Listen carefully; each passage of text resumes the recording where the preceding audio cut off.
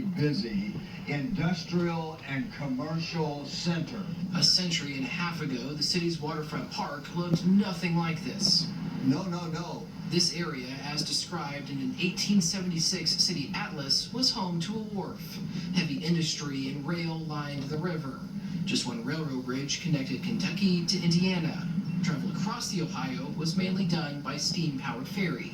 You would have heard the calliopes or the band, the orchestra playing on the floating palaces because there were social and economic variations in river travel. Tom Owen is an archivist of regional history at the University of Louisville, and by many accounts, an expert on the city's history. All of these communities were joined, it's hard for me to grasp, joined either by railroad passenger, interurban, or a ferry boat. And it's hard to think of a ferry, a very, very busy ferry operation from downtown Louisville to Jeffersonville. A short drive from the waterfront of today takes us into downtown, which even in 1875 was full of hustle and bustle. Density is the one word that I would choose, which means a lot of people on the sidewalks and a lot of activity in the street. Owen says high-rises, or really anything above a few stories tall, would not be built until closer to 1900. But even before then, the state's signature industry was beginning to distill. So I would say that in the mid-1870s, Kentucky Derby 1875, I would say the nucleus, the beginnings of Whiskey Row already here on Main Street. And just beyond the city limits of its day sits the mile-and-a-quarter dirt course racing track we now know as Churchill Downs. Fans originally sat on the backstretch of the track, opposite where thousands of spectators do now. The first orientation was toward the railroad passenger site, which was over on the L&N site, about 3 blocks to the east. The twin spires and grandstands we all associate with the Derby, those wouldn't be built for another 20 years. We didn't get here like we do today. Oh, no. First, in the earliest days, it was either by carriage, meaning horse-drawn carriage, or by railroad. From what started as a regional attraction has now transformed into a global event. I cannot think of anything as grand as this. A tradition intertwined with the city's rich history. Reporting in Louisville, Mason Brighton, Spectrum News. Thanks for that history lesson, Mason. The first Kentucky Derby was held May 17th of 1875. Jockey Oliver Lewis Road beat out 14 other horses, coming in first on the back of Aristides. Around 10,000 people were at that first race. Meanwhile, last year saw a crowd of just over 150,000. Still to come on this Derby Day, we'll head to the backside with Mario and Kayla for the latest ahead of the most exciting 2 minutes in sports. Undefeated for the Derby this year, Dornock is won. The full brother to last year's Derby winner, Meade. He won the Fountain Youth Stakes for trainer Danny Gargan. The 2 is Sierra Leone, who won the Bluegrass. Trainer Chad Brown and jockey Tyler Gaffleone seek their first Derby win. The 3 is Mystic Dan, who won the Southwest Stakes at Oaklawn. Captain Peak and Brian Hernandez Jr. team up with him again. The 4, Catching Freedom, is trained by Louisville's own Brad Cox. He came from last place to win the Louisiana Derby. The 5, Catalytic, the runner-up to Derby favorite Fierceness in the Florida Derby. He's making his 4th lifetime start for trainer Sammy Joseph. The 6, Just Steel, is trained by 88-year-old legend and 4-time Derby winner D. Wayne Lucas and ridden by 25-year-old Derby rookie Keith Asmussen. The 7, Honor Marie, has 2 wins here at Churchill and is the first Derby starter for trainer Whit Beckman and jockey Ben Curtis. The 8, Just a Touch, is second in the Bluegrass and just his 3rd start. Brad Cox and Florent Giroux seek their 2nd Derby win. Number 10, Tio Password, hails from Japan and has won his only 2 starts there. The 11, Forever Young, is considered Japan's top hope to get their first Derby win. Globe Traveler is 5 for 5 in his career. The 12, Track Phantom, has blazing early speed. Hall of Famer Steve Asmussen sent him out looking for his first Derby win. The 13 West Saratoga is the first Derby starter for Bahamian trainer Larry DeMerit. Owner Harry Barucci has the Colorado state flag on his silks. The 14 endlessly won the Jeff Ruby Stakes for trainer Michael MacArthur. Italy native Umberto Rispoli will be aboard. The 15 domestic product is trainer Chad Brown's other runner. The Tampa Bay Derby winner will be ridden by America's top jockey Irad Ortiz Jr. The 16 Grand Moto first. Third in the Florida Derby goes off for the Venezuelan combo of Victor Barboza and Amicia Jaramillo. The 17 Fierceness dominated the Florida Derby and figures to be the favorite for Todd Fletcher. John Velasquez seeks his 4th Derby victory. The 18 Stronghold won the Santa Anita Derby. Phil D'Amato trains the California runner. Antonio Fresu makes his Derby riding debut. The 19 Resilience won the Wood Memorial for Hall of Fame trainer Bill Mott and picks up jockey Junior Alvarado today. The 20 Society Man, Wood Memorial runner-up and Guardian's other starter written by worldwide sensation Frankie Dettori. And the 21 Epic Ride was third in the Bluegrass for trainer John Ennis. Adam Beskiza has the ride. You've met the field. We have so much more coming your way as coverage of the 150th Kentucky Derby continues on NBC.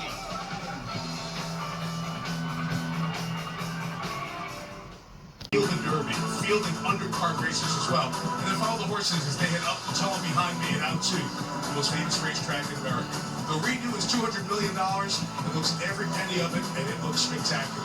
This is where the Derby is today. But for more on the route to where it began 150 years ago, here's Kenny Rice. Thank you, Mike. His grandfather was one half of the William and Clark expedition, and Meriwether Lewis Clark Jr. inherited that adventurous spirit, taking a trip to England that led to this American classic.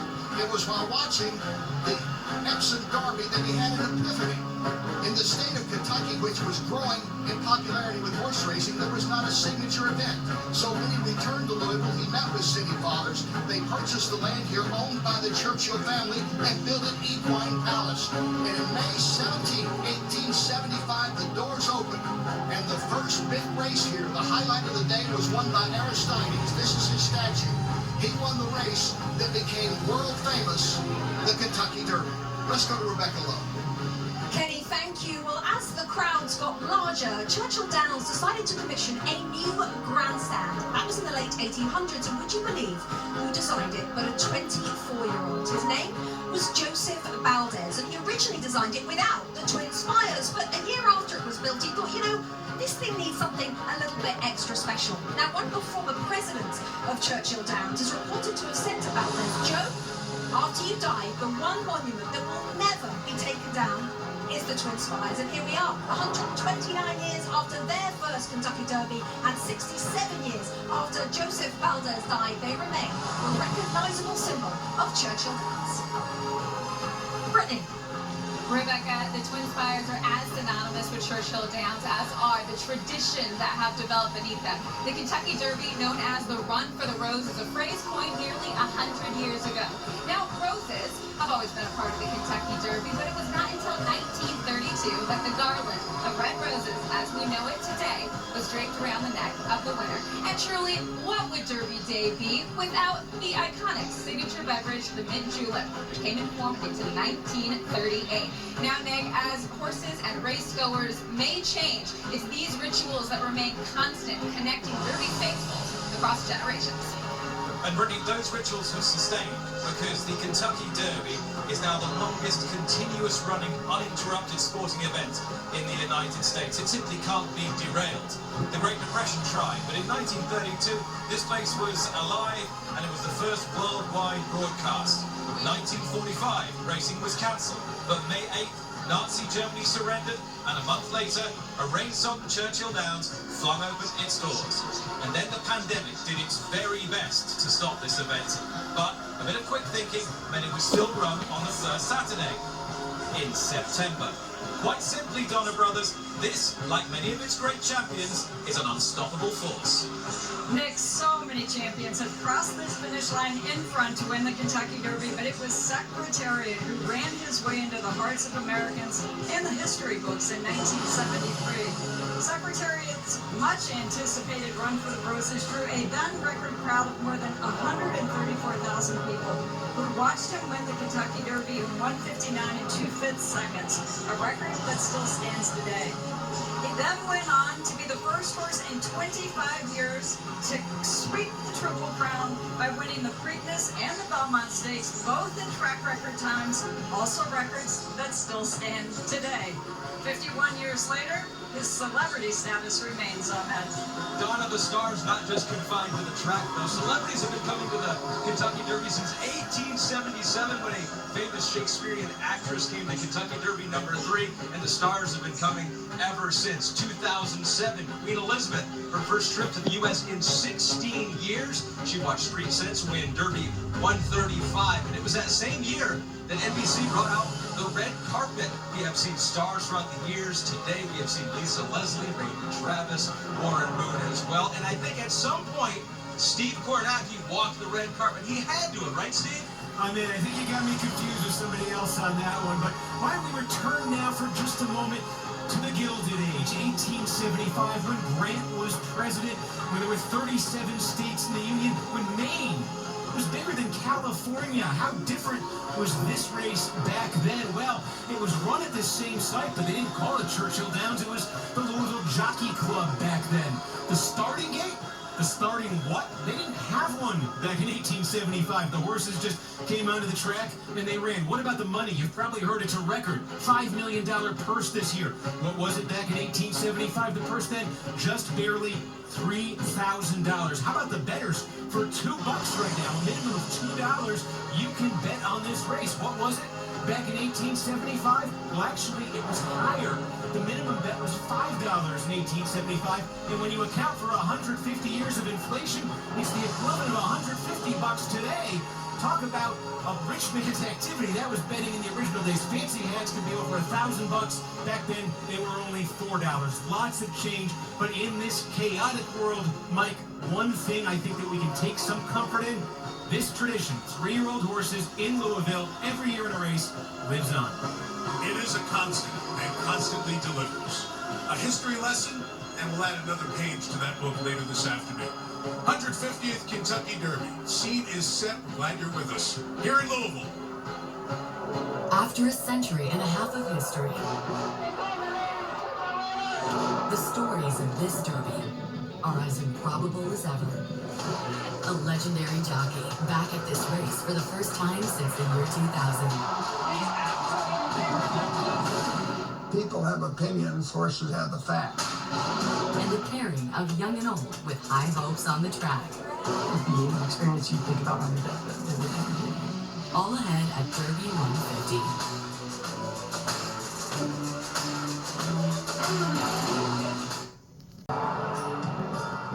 The first Kentucky Derby took place 10 years after the end of the Civil War.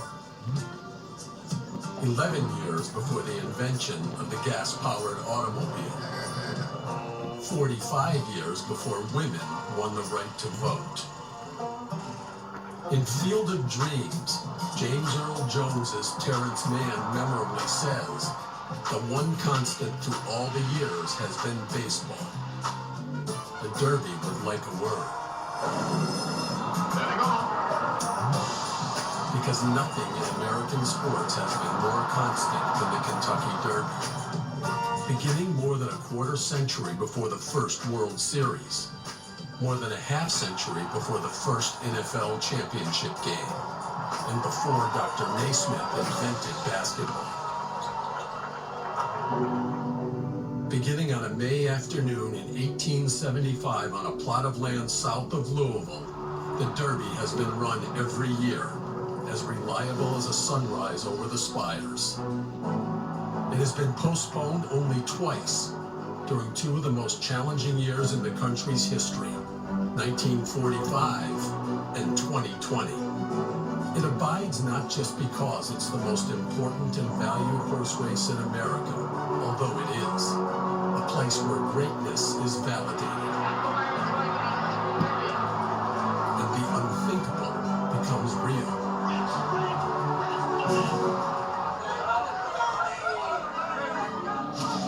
But the Derby also lives because it is so much more than a sporting event. It is a party, not just for 150,000 at Churchill Downs, but for millions more across the country. For all who embrace the style of the day It is a holiday, impervious to time and change. A piece of American culture, enduring and essential. A deep tradition, calling us back on the first Saturday in every May. It's a cool continuum. It tells the story, the longevity of it. You rode in 17, you've been here for a whole bunch more. What's your favorite Derby memory? Well, I would like to say it was my first one because it's so special, but I told my wife Susie to stay home during that one, so at least I won it 3 years later. And she was here, so I guess it was 1996, that Derby, when my wife was here. And Susie's back here today. Yes, she is. So she keeps coming to the event, too. The stories of the winners are great. They stick with us forever. But, Randy, there's also 19 other stories today. The horses that don't win, the horses that lose. Some of the last place finishers are great stories, right? I mean, in 1979, the owner of Great Redeemer declared that an act of God would make his horse the winner of the race, even though the horse had never come close to winning before. But it took an act of God to spare the photographers who ran across the track thinking the race was over while Great Redeemer was still trudging home 25 lengths behind the field. 4 years before that, infield fans pushed down a new security fence. An estimated 2,000 rowdies rushed to the backstretch rail. Pacesetter Bombay Doug got there first. A frisbee sailed over his head. Then a can of probably cheap beer hit him on the hip, and he checked out to last. Thundersnow, 2017. He saw a sloppy racetrack for the very first time. Thundersnow decided he didn't like it, to put it mildly. Look at that. Thundersnow went on to make $16 million, but as a racehorse, not as a rodeo bucking bronc. And in 1989, Western Playboy ran despite having a leg infection. Famed racing rider Andrew Beyer found a Las Vegas casino offering 20-1 on Western Playboy to finish last. He made a big bet. For the length of the stretch, it was Western Playboy in a 70-1 shot, 22 lengths behind Sunday Silence, battling in air quotes. Western Playboy finished last by a neck, and he invoked a famous racing robbery. He said, "That was better than a Fern and Alamo." Well, last place finishers, there's a cup with all the last place finishers. So in honor of 150th, I could get you the $15,000 bottle of Woodford Reserve. Give me a last place finishers cup. And we've got you to take home for everybody else as well. This is an event truly unlike any other. And we are excited that we are not losers, but we are winners, because we are honored to share the news that we at NBC will continue to be the home of this event. Today, NBC Sports and Churchill Downs announced we will present the Kentucky Derby 2032. It makes NBC the longest running home of the Derby. Our tradition began in 2001 and continues here in 2024 and on through to 2032. We'll continue with more of the 150th Kentucky Derby on the home of the Derby, NBC. To be with you to share the 150th running of this American sports classic. And here we see the amazing crowd in this 150th year. Of the 20 horses, and who's going to get their hands on that? Fierceness remains the favorite at 3-1, trained by Tom Fletcher, the jockey John Velasquez, Mike Rapoli, the owner, Sierra Leone, who has been second in the draw. The odds remains right there at 9-2. Last year when Forte was taken out, can you imagine you'd be in this position? I always said adversity builds greatness, right? I didn't know it was going to be 12 months, but I'm here, and you know, maybe there's something destined about that. My best of luck. Thank you, man. Brittany. With trainer Chad Brown, 2 horses in this race, with owner Peter Brandt, who won the Kentucky Derby 40 years ago with Swale. Chad, I'll start with you. You had told me earlier today that this is probably Sierra Leone, the best horse that you've walked over. What about this walk feels different with this particular horse? Like the horse is just so close to being undefeated. When you look at him, I mean, he's just an amazing looking horse, and he's got everything you're looking for a Derby horse to go around on a quarter. He's just, he really takes me breath every time I look at him. And Peter, you know what it's like at the other end of this to have won. Can you describe the emotions of this moment? It's second to none. It's an experience of a lifetime, and I'm just lucky to be here today with such a person so gifted like this one. Good luck to you. And one last question, domestic product, how does he turn the tables on some of these other folks who pull off the upset? I'd say he's training better than ever. He's got good gate speed. He should be just in that second flight there. He's got the, reigning Eclipse Award-winning IRAD Ortiz, who's just having an incredible day today. So he's got a hot hand and 2 great jockeys and 2 really good horses. Kenny, that's best of luck to all of you. Kenny? With Derby winning trainer Brad Cox, who has just a touch of cash and freedom in here. How do they look coming in, Brad? Great. They've handled all this well. Earlier in the week, schooling, they're trained well. Been waiting 6 weeks for this with Petra Freedom and 4 weeks with Just a Touch and more in a row. Do you have any special feeling? You've made this walk before. Do you have any kind of better feeling coming in than you have in the past? Yeah, I think this is a very strong hand we had. 4 years ago, obviously, we had Mandaloon and Essential Quality. It was a very good group. These are two very, very good horses. I think they fit with these group of 3-year-olds, and I think they'll make the presence felt. You want to make a pick? Yeah, that heat. Good luck today. Thank you. All right, let's go to Eddie. Okay, Kenny, thank you very much. I'm here with the legend, Ray Lucas, and Coach, your 50th Derby start. You're looking for number 5 in your career. Are they all the same, or is this one a little bit more special, getting to that magic number? Second all time, by the way, as Derby starters. I'm enjoying this one, but the big thing is they're all special, as you might guess. But, you know, every one of them's been with a different client. My 4 wins, so down through the years, they've all been with different clients. So when you win the first one, you think it's you. You're all puffed up and say, I won the Derby. But after that, you start saying, boy, can I put my client in that position to experience what happens after it? So I got some new guys. They're wonderful clients, and I really want to put them out there and let them enjoy what I've already done. Well, thank you for your time, and best of luck with number 6, Justice Steel. You guys have a great show. It's always good. Thank you very much. Okay, Don. Hall of Fame trainer Steve Asmussen has won more races than any other trainer in America ever by knocking on the door of the Kentucky Derby. 3 seconds from 25 starts. You've got track fandom in here. What are his strengths? Well, hopefully he's away cleanly from the gates. Horse got a lot of pace to him. Racetrack's playing awfully quick. A lot of things to love. We just heard from Just Steel's trainer, Dwayne Lakers. Your son Keith rides for him in here. Look, your son Darren's doing the walkover with you. Your kids have been doing this walkover with you since they were little bitty kids, and now you're competing against Keith. What's it like to watch your son on the field and then potentially he could beat you? Well, I'm a proud parent. Anybody who's had a kid play sports, do what they love, to see them have that sort of success just fills my heart. But Keith's done a wonderful job. We'll continue to do today. Just anxious for the Kentucky Derby, and wish everybody the best. 5 jumps from the wire. Hypothetically, the two of you are in a head-to-head battle. Who are you rooting for? I'd sure love to see a dead heat. Good answer. Let's go to Nick Luck.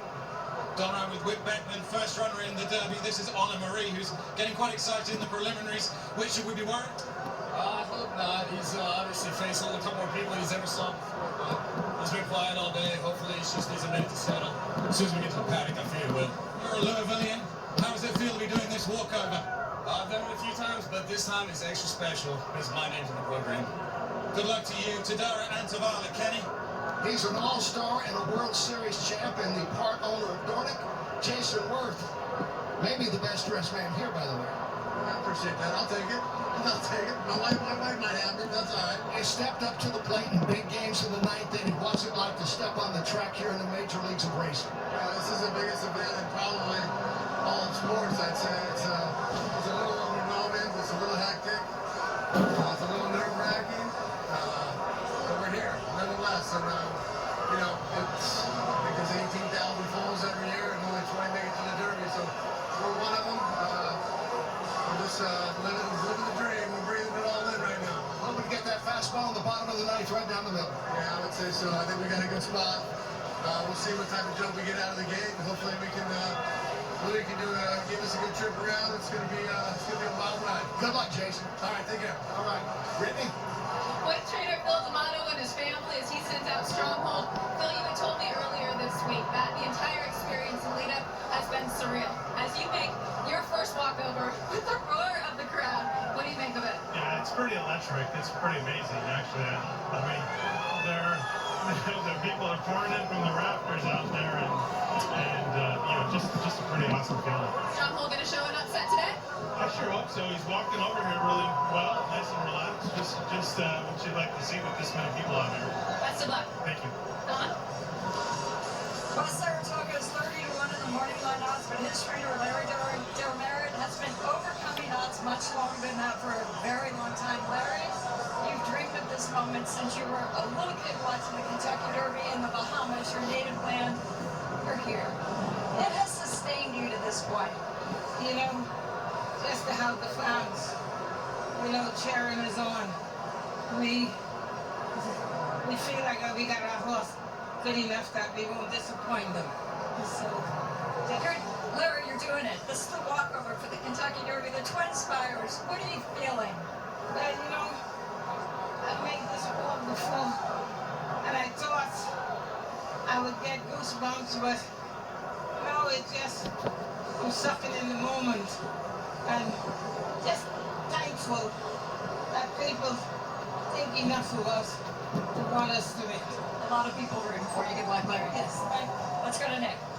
All right, Donna, here's forever young number 11, getting a bit sweaty. Not the only one. Yoshito Yahagi is alongside me. First of all, how is the horse, Mr. Yahagi? He loves Kentucky, so he's improving since Dubai. He's improved since Dubai. He loves Kentucky. How are you loving Kentucky?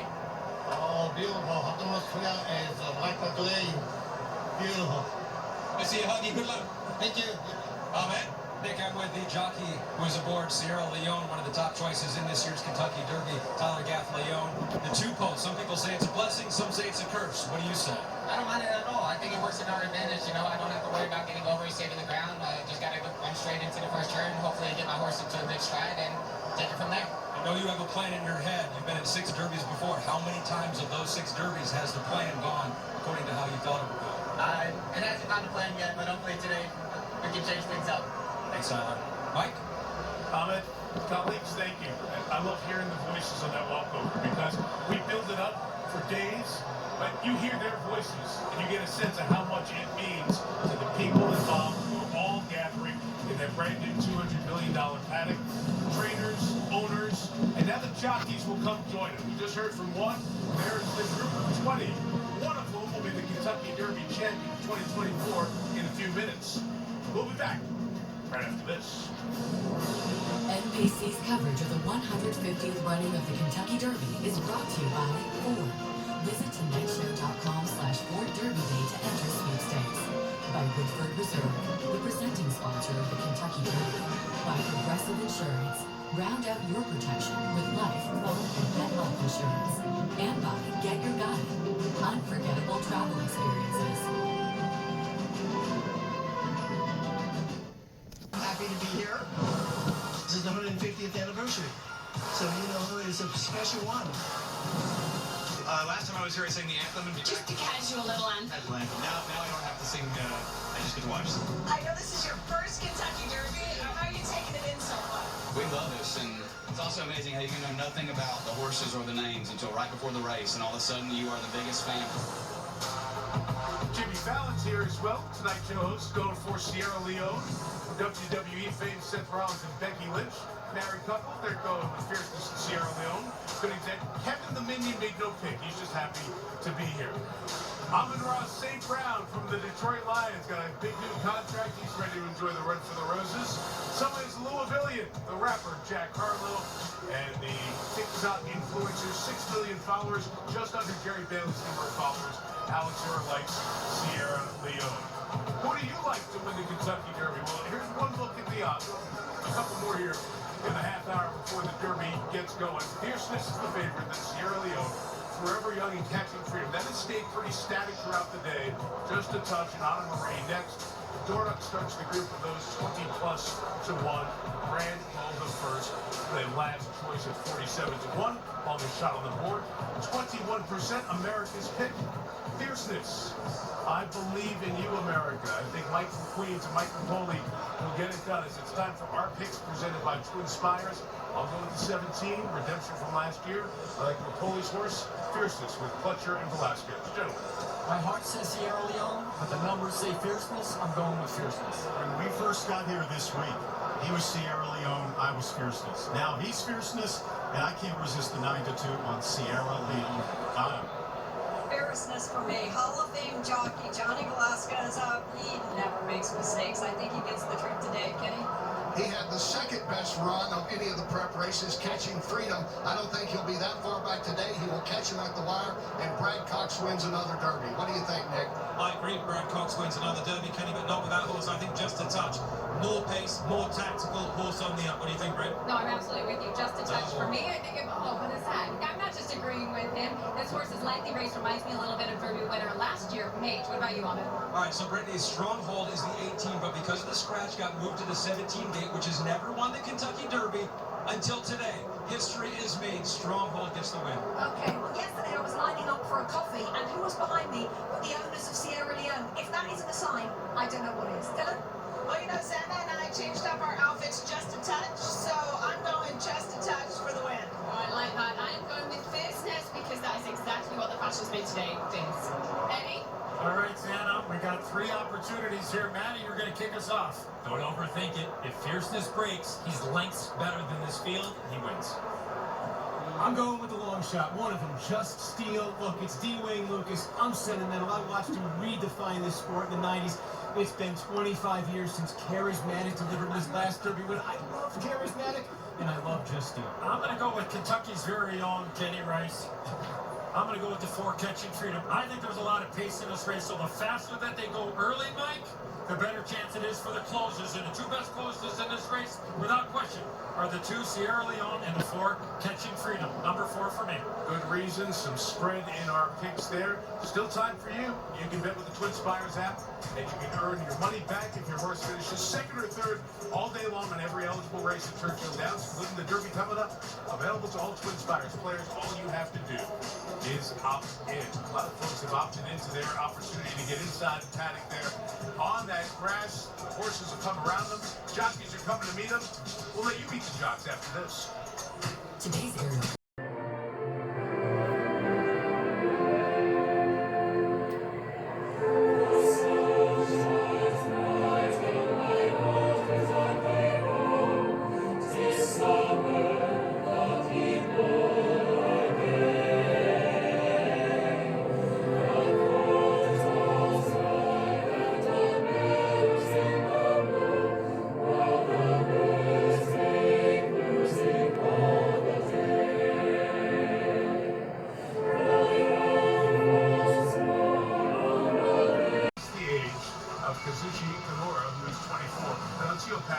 Four of the jockeys making the Derby debut, including the 25-year-old Stephenson on the aforementioned Just Steel. The Hall of Famer Johnny J. John Velasquez. Most Derby wins of anyone in the field. He's trying to get a 4th, and he's on the favorite. Fierceness. Quite remarkably, 20 jockeys represent 11 different nationalities, 3 each in the U.S., Italy, and Puerto Rico. So good international flavor to the jockeys who are here. And they have been in the jocks room. They're set to come down to this brand new paddock. So as they make their way to the horses, let's meet all 20 riders of Derby 150. Today's jockey lineup is brought to you by Get Your Guide.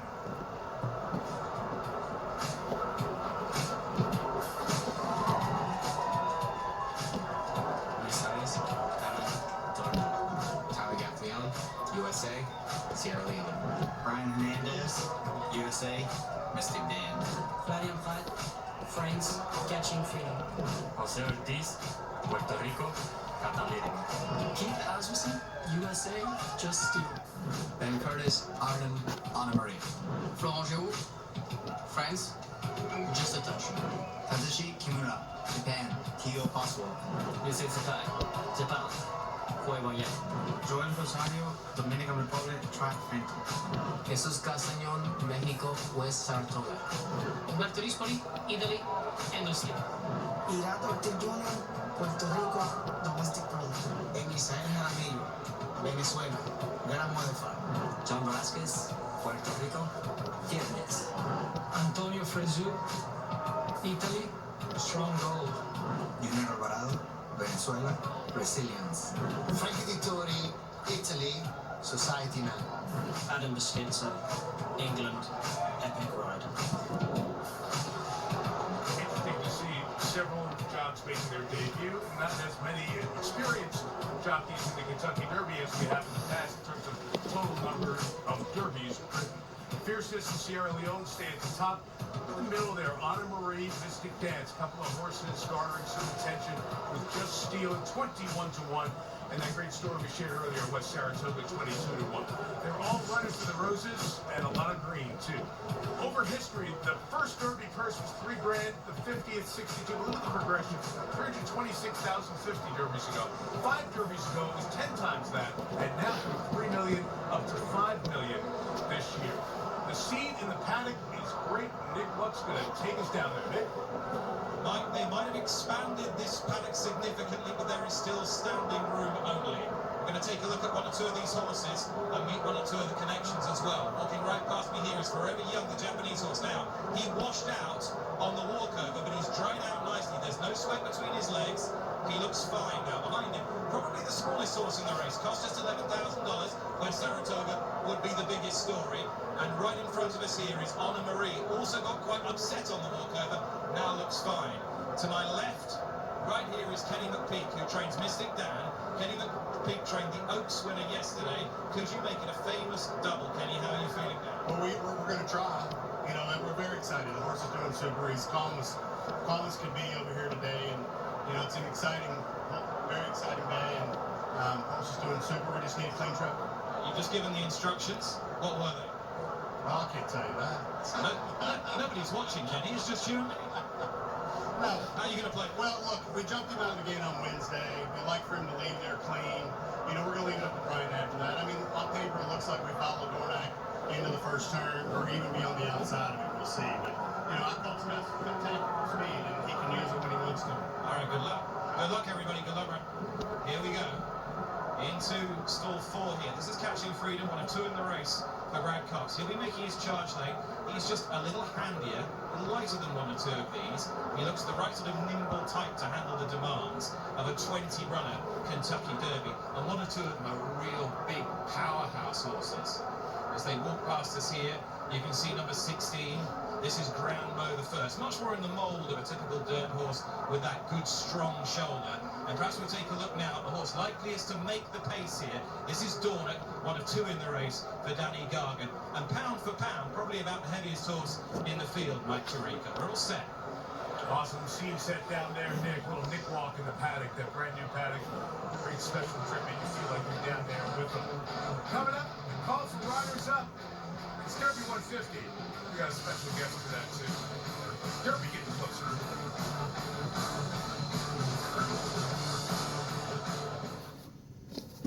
Bring your attention to the Paddock, where renowned lifestyle expert and media mogul Martha Stewart will lead us in Riders Up. Racing fans from around the world, the city of Louisville and the Commonwealth of Kentucky, I'm going to say Connecticut, welcome you to the 150th anniversary race. Riders Up! With a laugh on both ends, little daily double for Riders Up of Snoop and his friend Martha Stewart as well. And there we go. The riders get a leg up from their trainers. First it was Dornack, then Sierra Leone with Tyler Gaffalione, leg up from Chad Brown. Mystic Dan just heard from Kenny McPeak. Catching Freedom and on back. And as we watch this play out, the horses, Catalytic next, Jose Ortiz, where the longer shots at 34-1. I can't help but think of the emotions, because this is the place that you dream of, a place you get to in this sport. And a couple of horses back, you've got this incredible story, Keith Asmussen getting the leg up right there on the 6, Just Steel. And just 6 stalls down, there's his dad. Keith is 25, Dad is 0 for 25 and trying to win the Kentucky Derby. He's won more races than any trainer in North America. His son is making his Kentucky Derby debut. Think of the separate emotions of that, and now combine all of those. I know it's business, and when it's business, your blinkers are on, right? And you're focused on your task. But I hope during the walkover in there, they just had a moment of father and son together in this business that has been a generational family business to celebrate. As we watch here, guys, just a thought from each of you as we get ready to see the horses come through the tunnel. It's like a handoff of responsibilities. The trainers do everything they can, every detail to get the horse ready, and suddenly, Riders Up, it's totally out of their control. From that point on, it's all about the rider. And as a rider, you think you have a plan? There's never a plan. Everything goes wrong when the gates open, so you have to adapt. Especially in a race like this, where there's 20 horses and 150-plus thousand people. Time now for the call to post. Here's Churchill Downs bugler Steve Buttleman.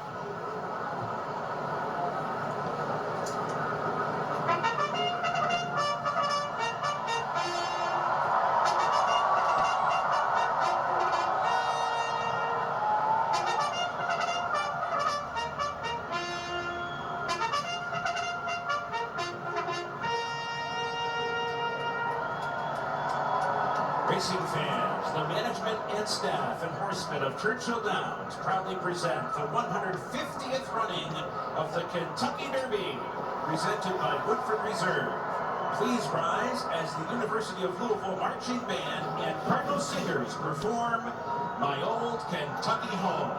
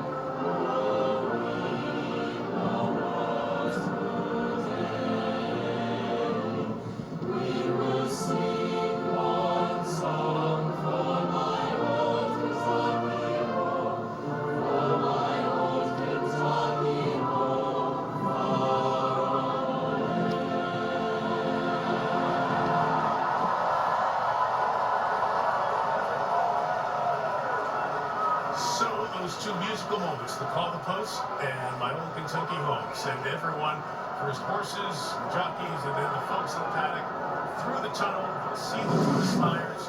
We get going with the post parade for the 150th Kentucky Derby.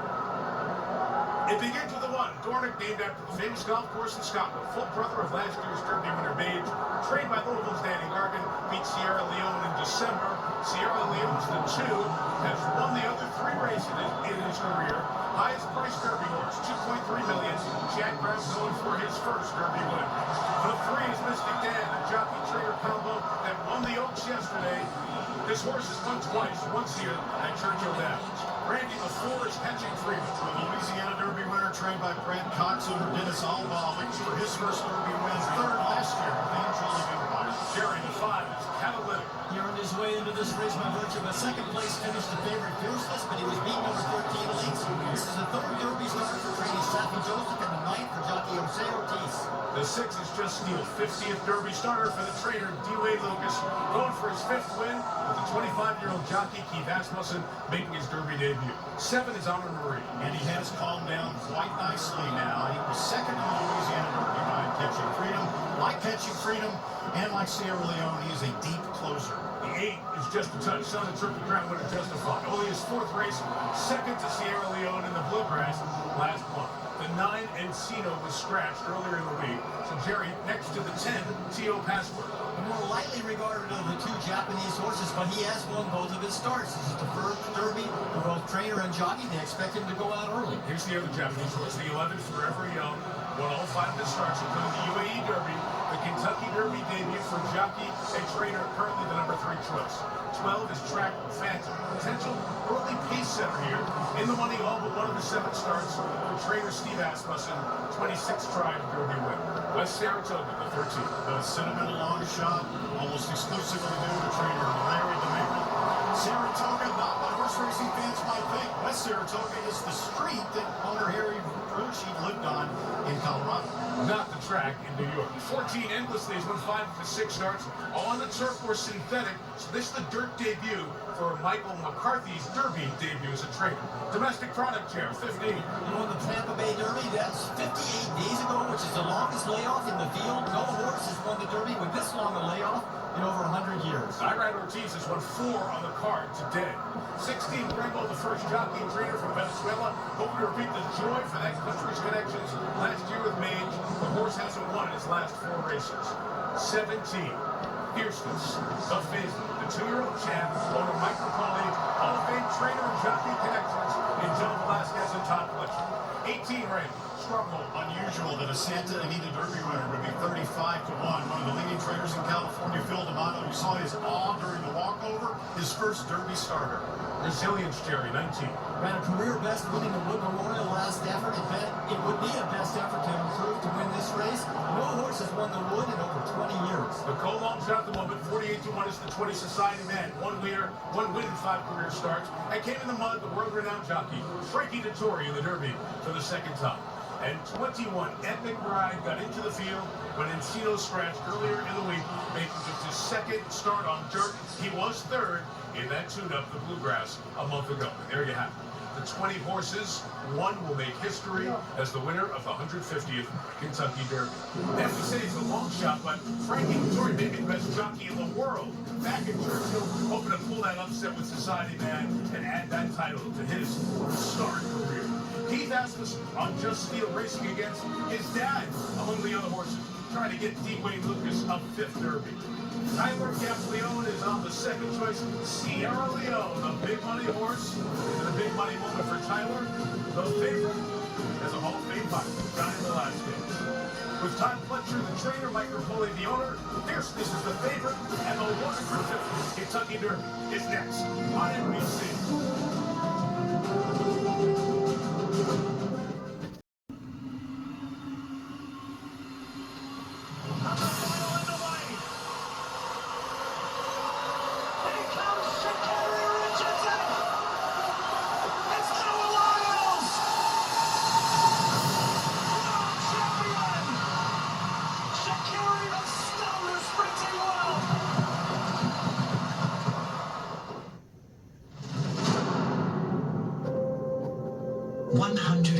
Years ago, a racecourse was built on a plot of land in Louisville, Kentucky. Could its creators ever have envisioned just how monumental their work would be? It still stands, a century and a half later, the heart of America's oldest indelible sporting event. Churchill Downs, the most famous racetrack in the world. The soul of a game that still finds a way to bring us together, even as it's evolved and grown and been redesigned and rebuilt over and over again. But that is the beautiful duality of Churchill Downs. A venue that's older than all of us, with traditions that generation after generation have reveled in, even as it offers something different every single year. A fresh batch of stories, ever so fleetingly taking center stage in this long saga. If ever there was a blueprint for how to stake yourself into the annals of Americana and create a memory that might just last forever, you'll find it in the shadow of these spires. 150 years later, a racecourse still stands on a plot of land in Louisville, Kentucky. Still evolving and growing, still carrying limitless promise. Still connecting what we once were to what we still get to be at the 150th Kentucky Derby. Sports and life are about people. But when great people end up at a phenomenal place, it lifts their accomplishments. And this place is the perfect spot for the horse race in America. It is refurbished, it is fabulous, and it is packed. 156,000 fans on hand at Churchill Downs on this first Saturday in May 2024 to see who will win this milestone, this 150th Kentucky Derby. They're all crowding to the rails. That's their moment, their spot to see and watch history unfold for the next mile and a quarter. The horses have made the turn back, one last look at the odds. It has stayed this way all week. Fierceness than Sierra Leone. For every young and changing freedom, the next two. On through 3 horses between 10 and 20 to 1, and all the way on down to Grand Motor First, who have the longest shot on the board at 48 to 1. A trophy, the garland of roses await. The horses start to head towards the gate. So let's share a moment here and talk about final thoughts, the horses. Randy, I'll begin with you and begin with the favorite, Fierceness. It's all about the start. If he breaks well, we think the most likely pace scenario is Dornick on the lead, Track Phantom right there, and Fierceness a close third. But I tell you what, if you're Johnny Velasquez, you're sitting on the best horse. He has speed. Sometimes it's better not to get cute and just go to the lead. It's going to be an interesting run to the first turn. $2.3 million to purchase Sierra Leone. Jerry, almost everything we've seen from him, he's been worth the money. He has. He's so consistent, Mike. He always comes to that run. As they come from behind horse, he needs to get into that first turn without getting slammed around and not have a lot of contact. Just a smooth early trip for Sierra Leone and hope for that punch down the backside and around that final turn. As they start to load, Randy, a thought on the third choice, Forever Young at 6-1. And very talented. Could this be the year for Japan to finally break through in the Kentucky Derby? There are two options from Japan, a country that has continued to show more interest in this race. It's right around 8 a.m. in Tokyo right now. Whose stories are going to be? Larry Demerit, trainer West Saratoga. He started watching this race in the Bahamas. He's been fighting cancer for a couple of decades. Now his moment, his chance for a moment of a lifetime. That man's had a lifetime of great moments. Can Dwayne Lucas win one more at age 88?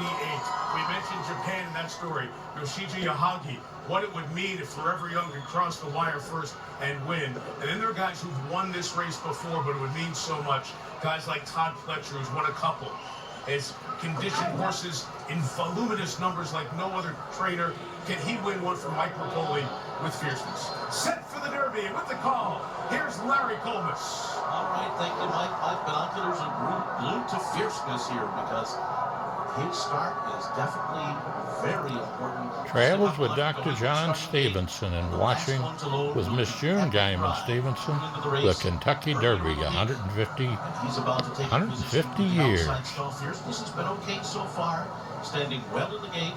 His epic ride starts to move up to that last. I can remember singing my old Kentucky home there in the infield in 1961-62.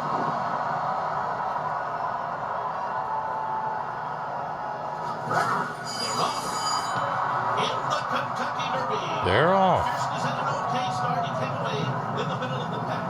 Track Phantom will move to the early lead, and now John Velasquez gets Fierceness into the mix. Stronghold is there. Epic Ride goes up on the far outside. Just Steel is close up too as they race past the first time. And then comes Mystic Dan down on the inside of West Saratoga. Resilience is next.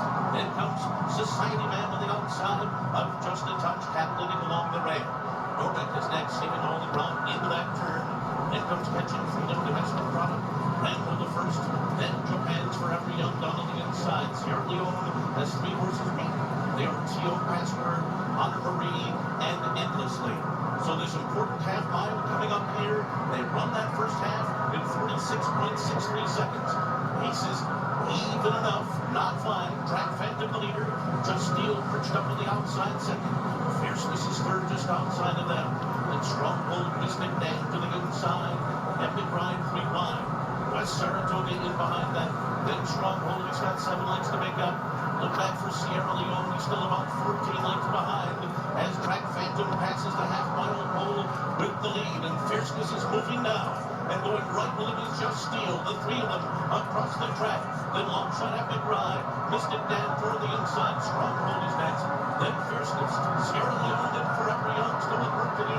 Forever Young is starting to pick it up as they come toward the top of the stretch.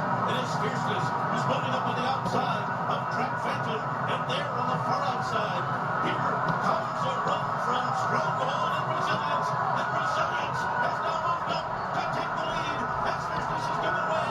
Coming by the 16th pole. And Mystic Dan is now come through on the outside. It is Mystic Dan down toward the outside with the lead in the final 16th. Forever Young, Sierra Leone is coming. These three coming out of the wire. Who's it going to be? Was it Mystic Dan or was it Sierra Leone? Forever Young is between them. Catching Freedom finished fourth. A photo finish to decide the 150th Kentucky Derby. One of the tightest finishes we have seen in the Derby. In 1996, Jerry wrote Grindstone to win by a nose. It was too close to call and determined by a photo. That's the last time we were this close in trying to figure out who won the Derby. It's a bob of a head at at the end.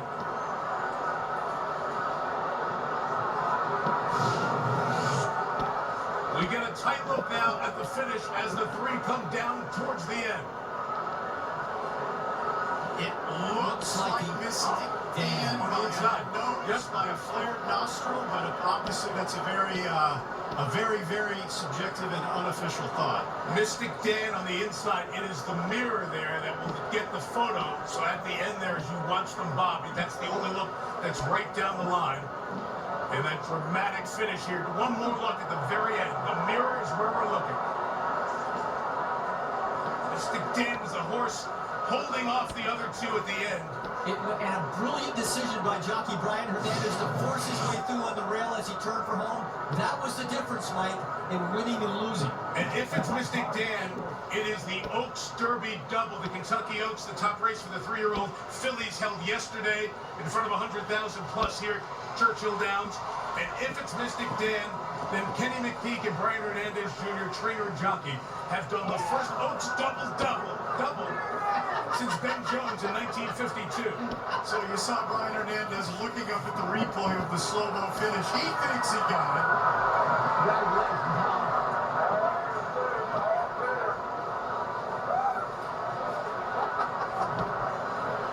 Jose Ortiz came over to Grady. He just watched it on the replay. And I would say the 150th is really quite a close race. Calvin Burrell, the jockey, did the double in the Oaks and the Derby in 2009. That famous late run at the end on the rail. But Brian Hernandez Jr. may in fact have a first Derby win for both he and Kid Burrell to take the lead and then hold them off. Yeah, Sierra Leone had to check going into the fourth turn just a little bit. It was forced wide. Well, 3 Mystic Dan is sneaking through on the rail. A huge difference right there, and ground loss for Sierra Leone.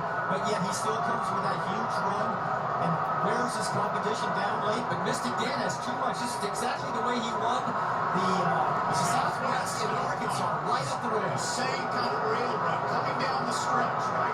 Sierra Leone was doing his thing again and lugging in and bumping a little bit with Forever Young, who he finished alongside. That didn't help him any, but wow. Kenny with Kenny McPeak.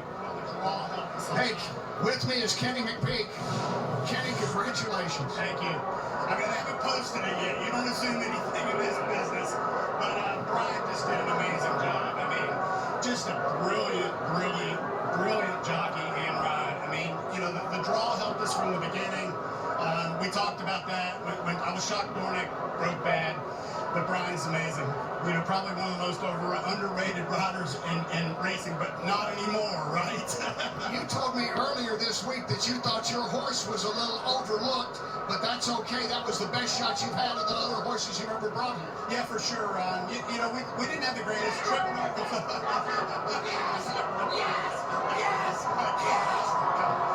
In case you didn't know, Kenny McPeak has just won the Kentucky Derby.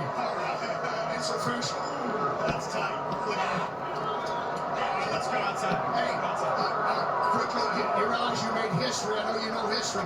The first trainer since '52 and only the 4th to ever win the Oaks and Derby in the same year. And, you know, look, I'm really proud of that. What are you going to do? You just take one horse at a time, and, you know, we're very fortunate. We've got great clients, and I want to go see the Gasaways. These people, they've got to be over the moon. Come on. Congratulations, Kenny. Thank you. All right, let's go to Donna. Brian, you've been riding horses since you were about 10 years old. Professionally here in Kentucky as a jockey for 20 years. It took you 20 years to win the Kentucky Oaks, and then your finale is the Derby. Congratulations. Thank you, Donna. This is unbelievable. That was the longest few minutes I've ever felt in my life waiting for the name that number up. It was exciting when we hit the wire, but I wasn't sure if we won, so it was quite a rush to sit here and wait for it. Quite a race, I'd have to say. What a thrill. Does this feel like a huge celebration for the Hernandez family? Great for Kentucky and great for horse racing. You know, this goes to our whole family. You know, we've all worked our lives off of it. Miss June and I loved it. It's hard to describe what kind of feelings this is, you know. I always told myself I was never going to step into the Derby winner's circle until I can do it on the back of a horse. So now, to be able to live that dream that when I was a 6-year-old kid riding my bike around my grandparents' farm, telling them all I was going to Kentucky Derby one day, and here we are. You just won the Kentucky Derby. So Kenny McPeak said that you're one of the most underrated riders in America, but now the secret is out. A lot of times you ply your trade here in the valleys, not too many peaks oftentimes, so there's a lot of days that things don't go well. So what's this day feel like compared to all that? Was all the work worth it? It surely makes the last 20 years of getting up at 5 in the morning and finding horses to ride and people giving us opportunities to have it all come to fruition on a day like today and yesterday. It's hard to put into words, and it's going to probably take about a week for it to sit in before we actually realize, hey, we won the Kentucky Derby and Kentucky Oaks in the same year. Brian, you're about to Unbelievable. Fabulous. Thank you, Donna. Pretty cool, Donna. You can just hear from him. Dream of a 6-year-old kid riding a bike comes to a reality. In his 5th opportunity, never finishing the money at the Derby. We are still waiting the official photo from Churchill Downs. Let you share that with your family there for a moment, Brian. The unofficial order we have is Mystic Dance, Sierra Leone, Forever Young, Catching Freedom, T.O. Password, 3, 2, 11, 4, 10. The unofficial order will get you the official and the photo momentarily. No excuses for the favorite, right? Fierceness. He didn't break that sharply, but then he put himself in a good position and backed up badly. I think he finished 15th across the wire. The pace was normal for him. It was honest, but not over the top. Sierra Leone did have a little problem in the far turn. As he's trying to weave his way through horses, he had to check just a little bit and then forced around everybody.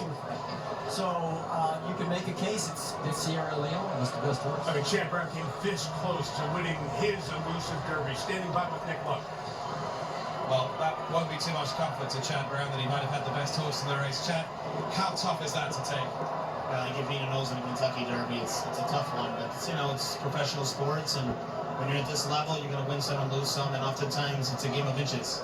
And this is the closest you've come. You've had Zane and run well, you've had Good Magic run exceptionally well. How much belief now, moving forward, do you have in this horse?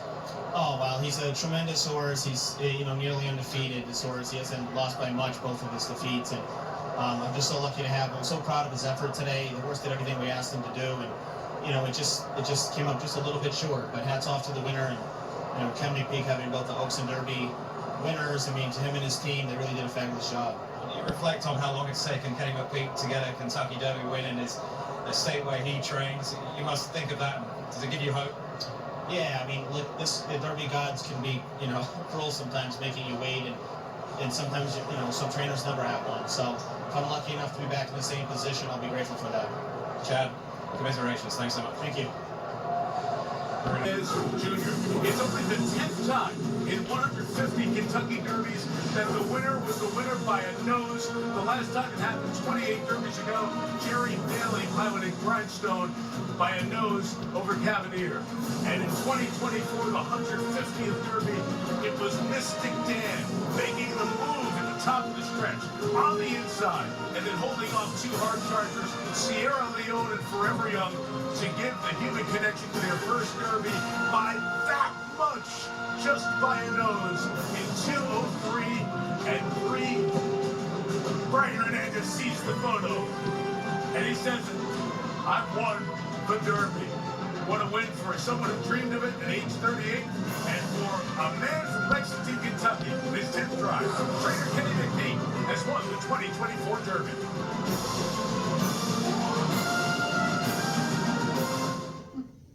It went away. We just saw with Brian Hernandez Jr. aboard Mystic Dan winning the Kentucky Derby. The race is now official. The stewards hold on making the race official as they look at all the different angles to make sure there's no claim of foul, no interference, anything else. So that's why we don't get the photo until it's official. Look how close that is, Jim. A moment ago, and there it is. The By a nose. By a nose and by a nose. This is one of the tightest Triple Crown races. Forget Kentucky Derbies. Triple Crown races, Randy, in the history of the sport. In my memory, I go back to 1980 here, there's never been a 3-horse finish like this right at the wire. We've been waiting for that for years. They are not waiting very long to change the name from Mage in 2023 to the champion in 2024, Mystic Dan. As the work begins there, we show you those who are making the money because they picked the 3. Mystic Dan went off at 18-1. So with the victory, $2 bet, $39 line, 22 to win, 60 and change to place, and then even $10 to show. Sierra Leone, the second choice going in, 654 to place, 464 to show. Forever Young, 7 to 1 odds. The third choice, 558. There's the Exacta, the Tribe, the Superfecta with the 4 catching freedom. Pays that. Of note, Fierce is the favorite, finishing in 15. Full order momentarily. Let's go back and dissect the race a little bit. Jerry, This race is about trips. Mystic Dan right on the rail trying to get through, and he does. While Fierceness is perfectly positioned, but fades, Brian Hernandez slipped through that tiny little spot on the rail and opens up a link to now. And it looks like he's going to go on and win pretty easy, but Sierra Leone and Teal Paddock, the Forever Young rail, are coming down the middle of the stretch. Sierra Leone have to check a little bit further back, but now it gets really tight. Mystic Dan's getting a little tired late, and here come the closers on him. Forever Young and Sierra Leone all finish. Now watch the, here you see Sierra Leone up from another angle. He had to wait in traffic. Yeah. He had to wait in traffic a little bit, which is time's running out for him. He needs to start making a move and jockey Tyler Gaffalione. Now he's forced to go extremely wide, losing valuable ground, but he has no choice. The time is up. He has to move. He's following Forever Young, the Japanese horse there around the turn. They hooked up side by side for the run down the stretch. And when you see the head-on replay of those two horses coming down to the wire, there was some contact there as Sierra Leone was lugging in throughout the stretch run. There they are, Sierra Leone on the left, the Japanese horse Forever Young on the right. Right there, coming together once, twice, 3 times. Sierra Leone again lugging in to Forever Young. This is what Sierra Leone did in the Remsen. It's what he did in the Bluegrass. He lugs in like that. I'm going to tell you, I think Forever Young gave him as much as he got. He's fighting free, he's pushing back. There could have been a foul claim there, in my opinion, from the Japanese jockey, but it was such a tight finish. But Mystic Dan got it. The stewards look at all the angles. They take time with the Derby to make sure they've got it right. No jockey claims foul, so that's the weight. That's to get the picture. And Mystic Dan was the one on the inside coming up with the victory. Maybe Sakai would have lost face if he claimed foul. Interesting. Mystic Dan getting it done. Brian Hernandez, I thought his interview with Donna was just so revealing. And a great point by Kenny McPeak. One of those jocks you see, respect, but it's the most big moments in his career, right? Talking about 24 hours in the same place. 2 big moments. The Kentucky Oaks yesterday, the Kentucky Derby today.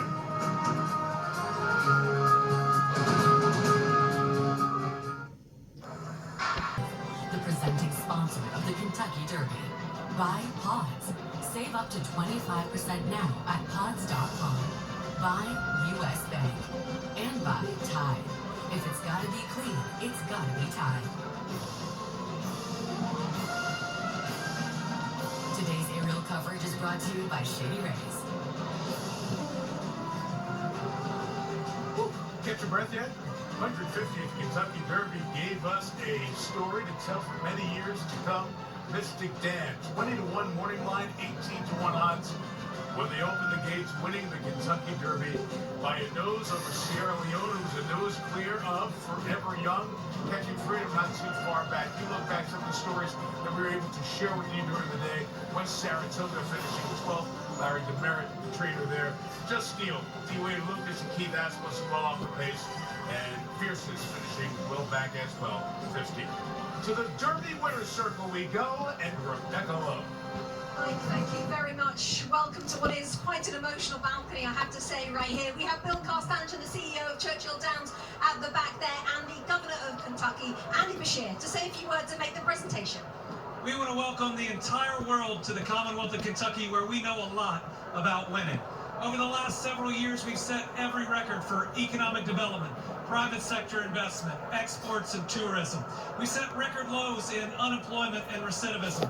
We are building a new Kentucky home full of opportunity and prosperity for everyone. Come see what Team Kentucky is all about. And today, we get to crown the winner of Kentucky Derby 150. Congratulations to Mystic Dan, the owners, the Gasaway family, and all this ownership group. The trainer, my friend Kenny McPeak, and jockey Brian Hernandez Jr. Congratulations to everybody.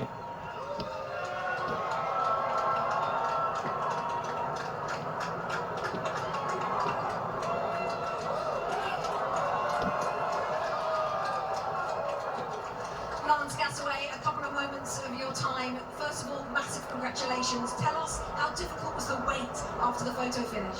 Oh, Robbie was sitting there saying, hey, we won this thing, let's go, let's go. So, you know, we felt pretty confident that we got the win. I know Lance has been a difficult year for you with your father passing away a year ago today. How much was this for him? Yes, it's for him.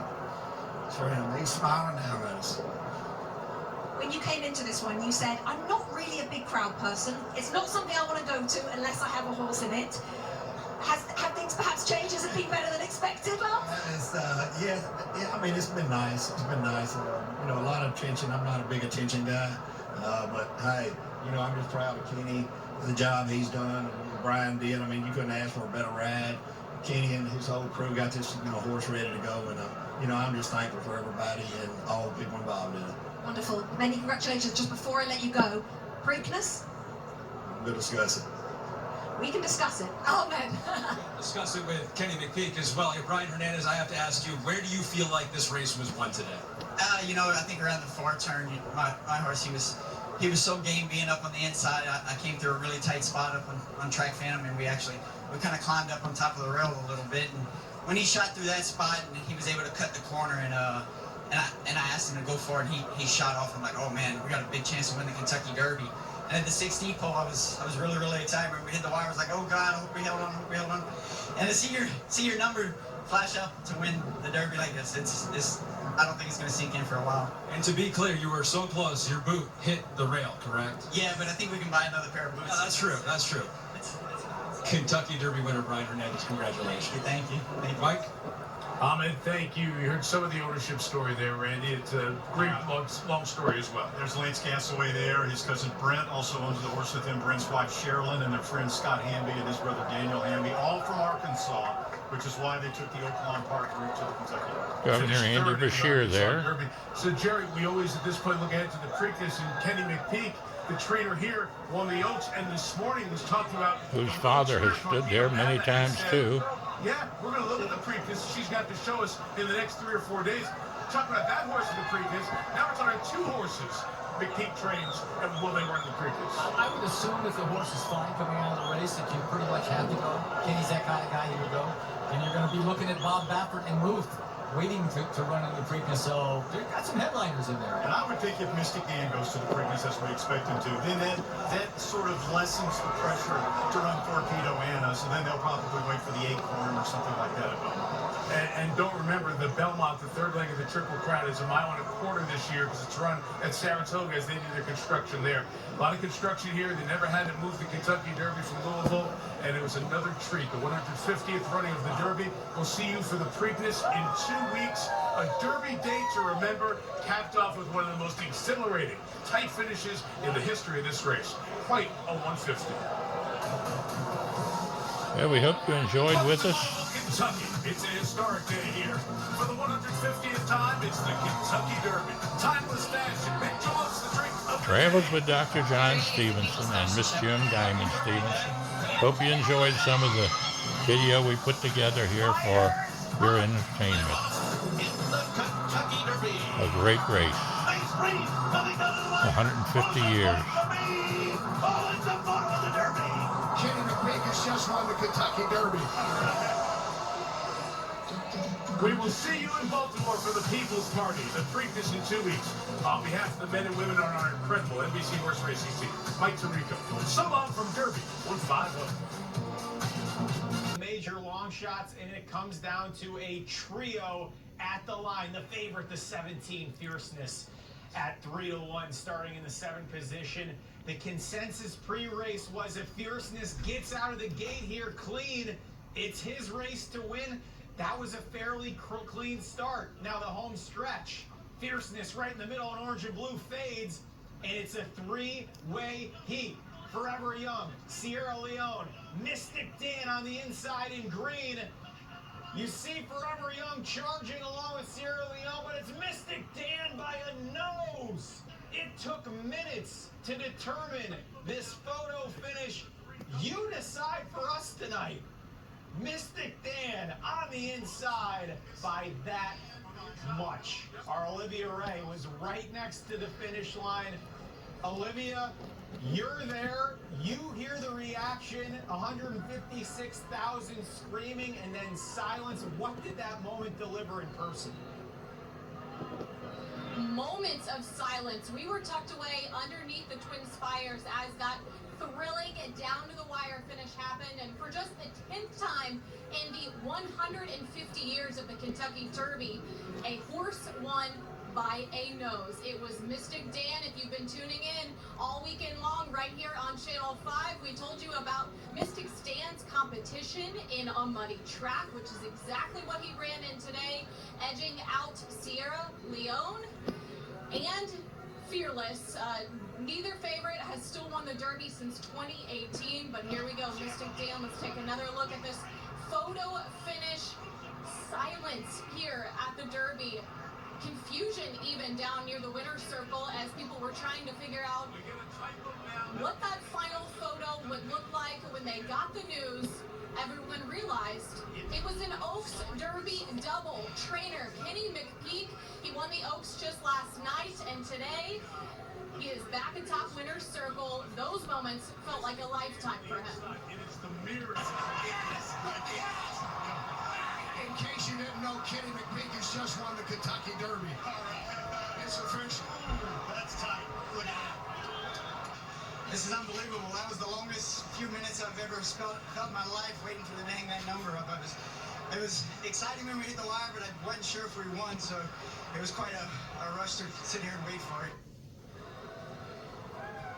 Ahead on the show, we'll have much more reaction from both the rider and the trainer of this year's Kentucky Derby winner. For right now, though, we need to welcome back our Lindsey Stone, who was walking the grounds all day long amongst the 156,000 people to get a real feel for this historic Derby. We got to watch that moment together. Maybe it's because I'm new to horse racing, but there was certainly some confusion, not just from me, but so many people down there. We weren't really sure who won. There was a silence, not a lot of cheering, but everyone screaming out their bets because they wanted the winner, of course. Now, we were walking around. Of course, we had to rock our fascinators. That's a huge part of today is the fashion. As I mentioned, the people watching, too. It was an exciting event. Thousands of people here all soaking up what the running of the roses is about. Take a look.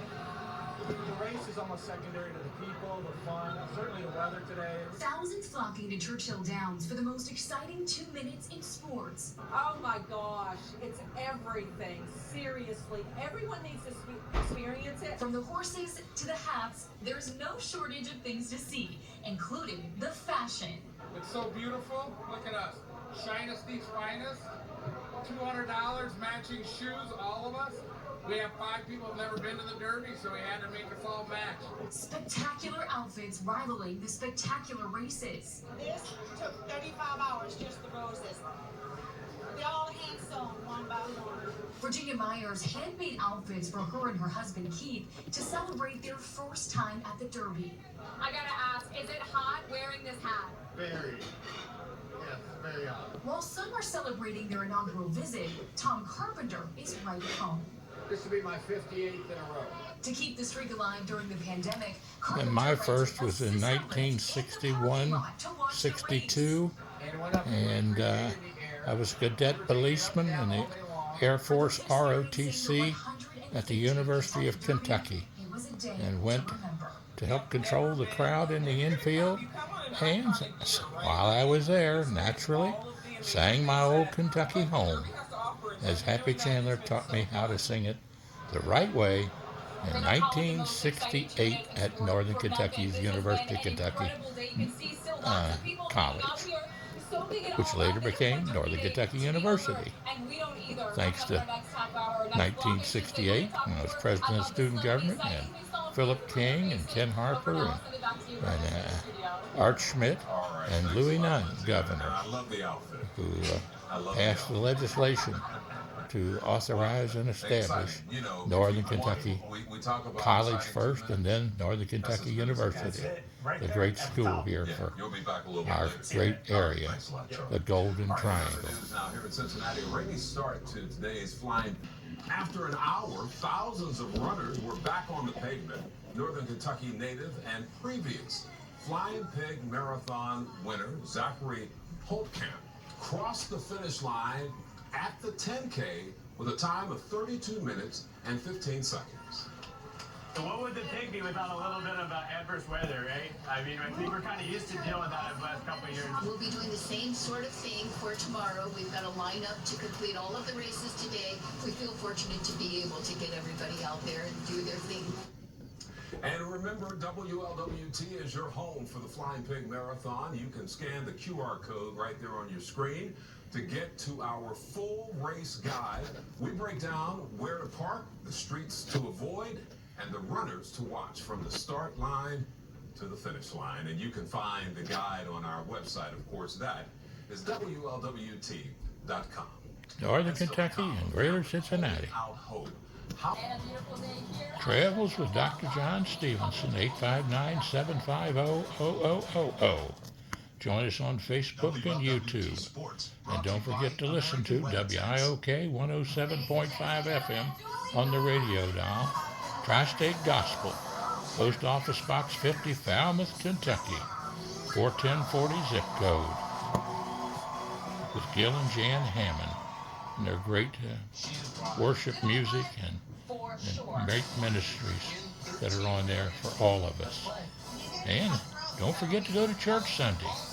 June and I will be trying to get over to the Oak Ridge Baptist Church ourselves. But there's churches on almost every street corner. So pick out your church that you want to go to and go worship the Lord. Be thankful that we have opportunities like the Derby and all these other things in America. And don't forget, it's the Holy Spirit's job to convict. It's God's job to judge. It's our job to love.